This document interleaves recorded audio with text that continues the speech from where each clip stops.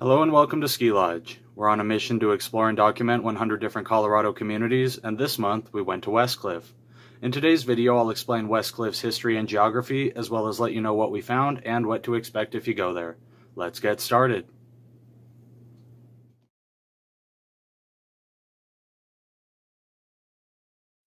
Westcliffe was initially inhabited by the Ute Indians and occasionally other tribes as well. It was then under Spanish rule from the 1540s until France claimed it in 1682, but a dispute with this claim left the area in a gray zone. In 1803, the Wet Mountain Valley became American with the Louisiana Purchase. In 1806, Zebulon Pike and his team became the first Americans to enter Colorado following the Arkansas River west on their search for the Colorado River headwaters. They first passed through Canyon City heading northwest into South Park, but found themselves back in less than 2 months after mistaking the Arkansas for the Colorado upstream. They gave up on their original mission and began heading south toward Santa Fe, following Grape Creek through Oak Creek Grade into the Wet Mountain Valley. It is said that the valley received much more snow than the Front Range that winter, and that his team struggled through waist-deep drifts until exiting into the San Luis Valley using Medano Pass. The valley remained uninhabited except for the occasional trapper or explorer passing through. The climate didn't allow for farming, and its isolated location on the very edge of Spanish Mexico made it obscure and dangerous, so it was left alone until the Colorado Gold Rush when it was scouted for mining resources. Elton and Edwin Beckwith became the first official settlers, establishing Beckwith Ranch in 1869, the area's largest and best known, still around today. Others soon followed, creating the Colfax and Eula colonies, though neither lasted for more than a few years. In 1872, silver was found in Rosita, a small community on the eastern edge of the valley. This was amplified when more was found in nearby Quirita. As word spread, hundreds of prospectors began scouring the nearby mountains for silver, but it was on the valley floor that the largest lode was found. A small cliff just east of Grape Creek was filled with horn silver, and within weeks mining operations were in place, including the town of Silver Cliff. As production increased, so did workers and their families, and within a single year, Silver Cliff rose to become Colorado's third most populated town, behind only Denver and Leadville. Trains were highly anticipated, finally reaching Silver Cliff in 1881 when the Denver Rio Grande opened a station nearby called Westcliffe. It sat on cheap land a mile from town, causing a migration of Silver Cliff residents moving closer to it. Silver production simultaneously started declining, and by the time of the Great Panic, Silver Cliff had already been reduced to the size of a village and was quickly forgotten in Colorado's drastically changing economy. By 1900, Westcliffe and Silver Cliff were nothing more than small ranching communities. They had a combined population of less than 1,000 residents and dropping, and non-agricultural jobs nearly diminished. Deweese Reservoir was built to store water for the Canyon City area in 1902. As cars rose in popularity, this new lake helped Westcliffe become a destination for Front Range residents, allowing a small tourism industry to begin. Cars also led to the demise of the region's rail connection, with Westcliffe Station closing in 1937. Since then, Westcliffe and the rest of the Wet Mountain Valley have remained essentially unchanged. Besides basic modern necessities, no major developments have occurred in the area. The population is about the same as it was 100 years ago, and a majority of the valley is open ranchland. The surrounding mountains have seen an increased number of vacation and single-family homes, but the region is definitely still rural, with most jobs an hour away or more. For this reason, the future isn't likely to be different, with only slight growth expected as modern amenities make this isolated town more accessible.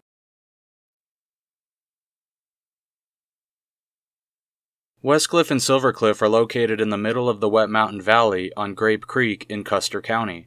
They sit at an elevation of 7,900 feet and have just over 1,000 residents, though they support the entire county's 4,700. They are accessed using Colorado 96, which heads east towards Pueblo, Colorado 69, which goes south to Wassenberg or north to Cotopaxi, and several other county roads that access Rosita, Canyon City, and the San Luis Valley, among other places. Both Westcliffe and Silver Cliff are on a north-south grid pattern, with only the newest neighborhoods deviating from this. Both towns' main streets are on Highway 96, with the majority of businesses found there, including the Silver Cliff Mine, where it all began. The Wet Mountain Valley is surrounded by mountains, with the northern Sangre de Cristos forming a jagged wall on the western side, and the Wet Mountains wrapping around the eastern side. The valley is quite desolate, almost Mars-like, with very few trees or shrubs, but this allows spectacular views in any direction. The isolation from major cities allows Westcliffe to be an official dark skies community for stargazing. Grape Creek is the combination of several runoff streams from the Sangres flowing northeast past the western edge of Westcliffe before continuing to Lake Deweese and into the wet mountains towards Canyon City. Water from the valley is part of the Mississippi River Basin, but just over the Sangres it flows out the Rio Grande. The weather in Westcliffe is typical for the Colorado Front Range with warm summers and mild winters. A typical July day will reach the 80s then drop into the 50s overnight.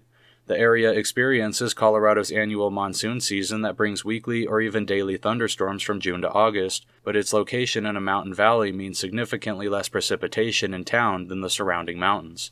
Hail and tornadoes are both possible, though unlikely due to the elevation and terrain. Wildfires, however, are always a concern. Fall and spring are usually comfortable with highs in the 50s and the leaves changing the first half of October. Winter is usually mild thanks to the elevation, but cold temps aren't uncommon due to the valley effect. Highs typically reach the 30s with lows in the teens or single digits. Snow comes in bursts, and though most days are comfortable and sunny, conditions can change fast. Westcliffe receives an average of 70 inches per year, roughly the same as Denver, but the nearby mountains easily get over 10 feet annually.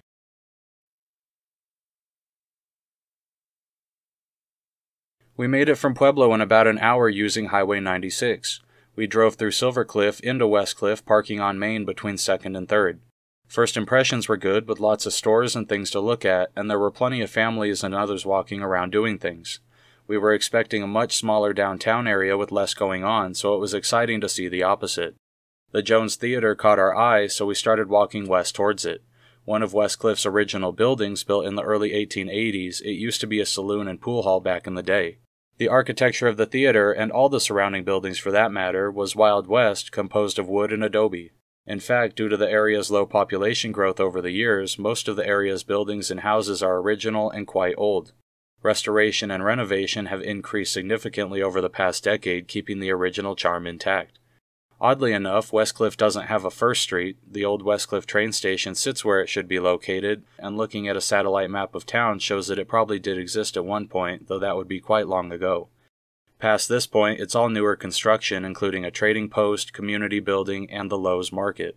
Main Street ends at Bluff and Summit Park, named for its view of the Sangre de Cristo Mountains. This view is unparalleled to anywhere we've been so far. Rising over 4,000 feet above the valley floor, this range contains more than a dozen peaks over 12,000 feet in elevation. This park is made even more spectacular as it offers not only a 180-degree view of the mountains, but also of the valley floor where you can see Grape Creek and distant ranches. We went south on Adams to Memorial Park. Hope Lutheran Church rises tall at the northwest corner, and the old Westcliffe Schoolhouse sits northeast. Taking up an entire square block, this park had a baseball diamond, playground, and several covered tables.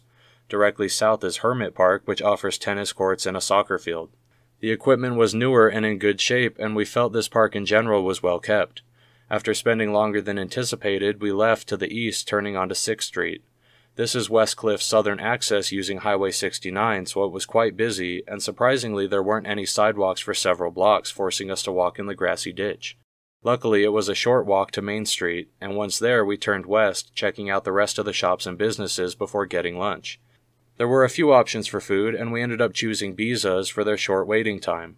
The food itself was fantastic, but our beer was warm and the staff didn't pay much attention to us, so I'd say it's still worth waiting at one of the other places. We stepped outside after eating and looked around Main Street one last time before getting in the car. Westcliffe proved to be quite intriguing after all, and we would definitely come back in the future to check it out again.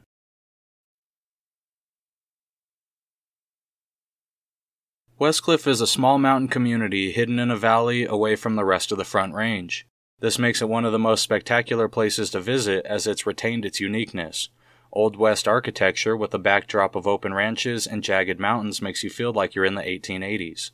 There's enough going on to fill an afternoon, and the variety of restaurants and stores, though limited, keeps it from feeling too small and boring. There's plenty of outdoor recreation nearby, but it's a reasonable distance from the larger cities of Walsenburg, Canyon City, and Pueblo. But let's discuss the negatives and round it out. First, most of the region is privately owned, limiting the access to some of the most impressive features and mountains. Second, it's wide open. With nearly no trees in the valley, shade is hard to come by, and the high-elevation sun causes burns quickly. Finally, and most obvious, it's quite small. Though most necessities are covered, leaving town for supplies is inevitable, and it will be hard to stay entertained for longer than a weekend if you're not outdoorsy. But that's about it, honestly very mild compared to some places, which left us impressed and interested overall. Taking these opinions and experiences into account, here's where we've ranked Westcliffe so far.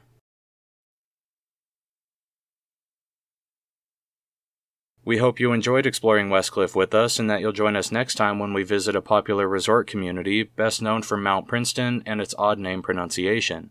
We'll see you next time in Buena Vista.